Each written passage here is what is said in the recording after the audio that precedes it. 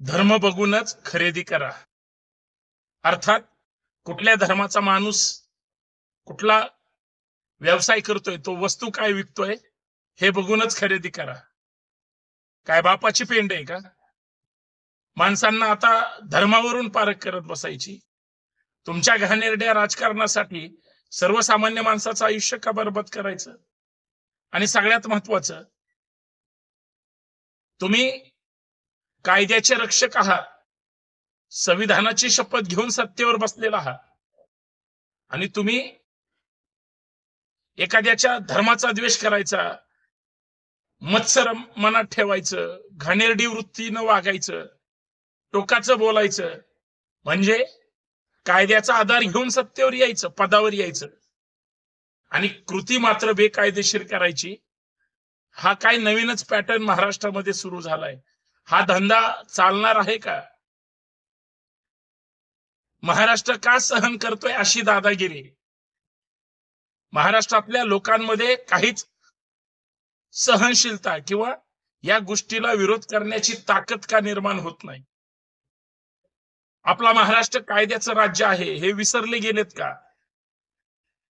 कोणतरी काहीतरी बोलतो, कोणतरी कशाही पद्धतीची भूमिका मांडतो, दुसऱ्याला राग येईल, त्याच्या भावना दुखवतील किंवा एक सामाजिक तेढ निर्माण होईल, असं का त्या ठिकाणी विचार केला जात नाही? का आपला बॉस सागर बंगल्यावर आहे आणि तो जशा पद्धतीनं आपल्याला नाचायला परवानगी देईल मग तसंच नाचायचं, असं जर असेल तर मला वाटतं जे देशात सीमावर्ती भागामध्ये जे चुकीचं घडतंय तसंच महाराष्ट्रात यांच्या या भूमिकेमुळे घडतंय की काय असंच वाटायला लागले आणि तशीच भूमिका घेतली जाते. महाराष्ट्रातल्या जिवंत विचारांच्या माणसांनो जागे व्हा. महाराष्ट्रातल्या परिवर्तनवादी विचारधारेच्या माणसांनो जागे व्हा. आणि सगळ्यात महत्वाचं, महाराष्ट्रातल्या कायदा सुव्यवस्थेचा प्रश्न सांभाळणाऱ्या व्यवस्थेतल्या जिवंत विचारांच्या माणसांनो सुद्धा जागे व्हा. अन्यथा वाईट जर होत गेलं म्हणजे नेत्यांच्या चुकीच्या भूमिकांमुळे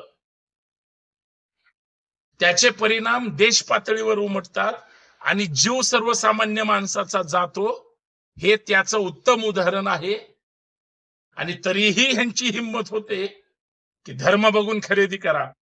हा शब्द फार भयानक आहे आणि या मुद्द्यावर आपल्याला चर्चा करायची आहे. सर्वांना सप्रेम जय जिजाऊ, जय महाराष्ट्र, जय शिवराय. मी संतोष शिंदे या सामाजिक विचारपीठावर आपल्या सर्व मायबाप जनतेचं मनपूर्वक हार्दिक स्वागत करतो. ही चर्चा कुणाच्या विरोधात नाही, कुठल्या पक्षाच्या नेत्याच्या किंवा विचारांच्या विरोधात नाही. ही चर्चा तुम्ही आम्ही आपण भारतीय म्हणून आहोत. आपल्याला आपल्या भारतीय राज्यघटनेने अधिकार दिलाय राहण्याचा, जगण्याचा, बोलण्याचा आणि सगळ्यात महत्वाचं, कोणी कुठला व्यवसाय करावा, कोणी काय खावं, काय जगावं, कसं वागावं, या सगळ्या गोष्टीचा कोणीतरी काहीतरी लागतोय म्हणून या राज्यात देशात हुकुमशाही आली पाहिजे, नाही चालणार. मग असे जर वाचाळवीर कोण तोड उघडणारी माणसं असतील तर त्यांना कायद्याने कुणी अडवणूक करणार आहे की नाही, या प्रमुख मुद्द्यावर चर्चा करायची. दुसऱ्यांनी बोलल्यानंतर कायद्याचे रक्षक म्हणून घेणारे ते डुचके किंवा तोतरे किंवा अजून वेगळ्या वेगळ्या बुटक्या पद्धतीची माणसं यावेळेस मात्र कितीही यांनी चुकीच्या पद्धतीने भूमिका मांडल्या, भाषा वापरली किंवा काहीही धार्मिक विद्वेष पसरवल असं बोललं गेलं तरी मात्र कुणीही चकार शब्द काढत नाही. असं का होतंय हो?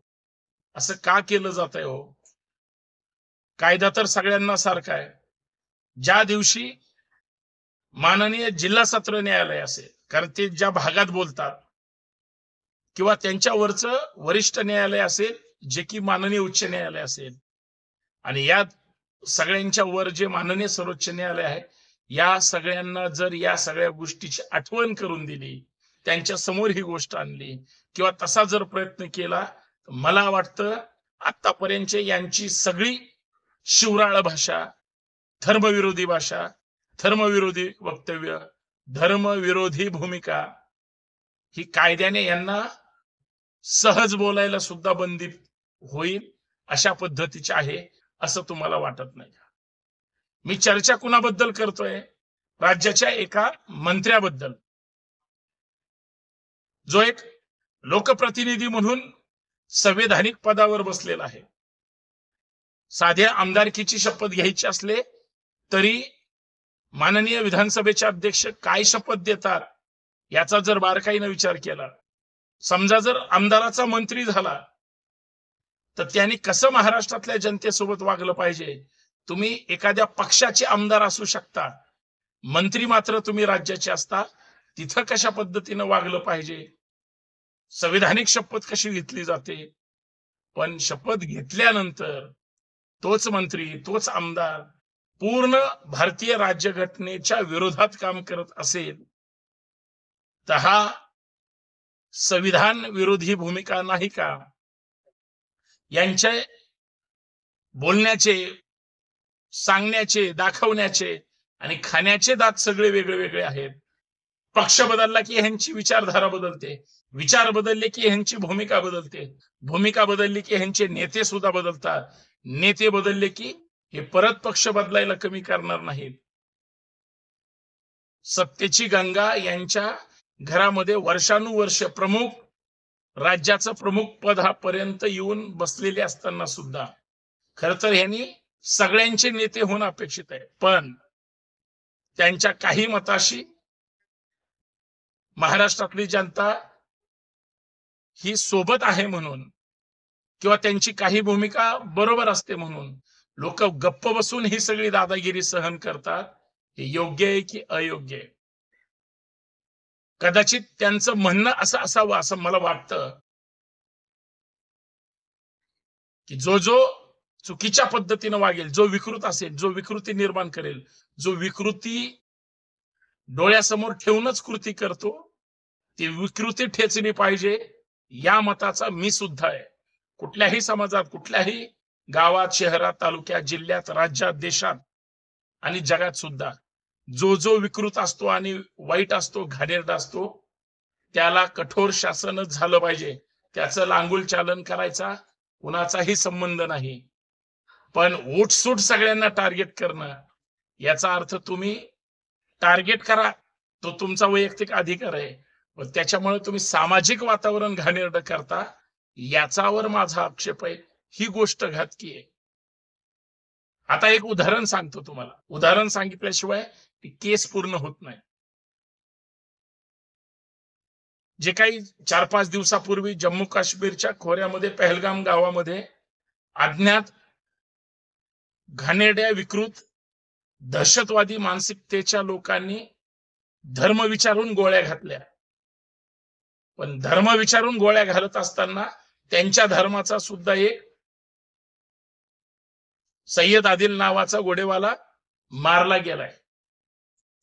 पण जे दहशतवादींनी हे केलंय, मला फक्त एवढंच सांगा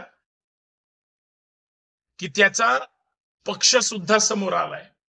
म्हणजे तो भारतातलाच, पण तो काश्मीर पट्ट्यातला आहे. तो सत्ताधारी पक्षाच्या आयटी सेलचा प्रमुख आहे असं कळालं. बरं, तो कुठल्याही ह्याचा असू द्या, मला त्याच्याशी काही देणं घेणं. त्यांनी धर्म विचारून गोळीबार केलाय हे माझ्यासाठी महत्वाचं. पण त्याच्या डोक्यात, मेंदूत ही विकृत कल्पना आली कुठून?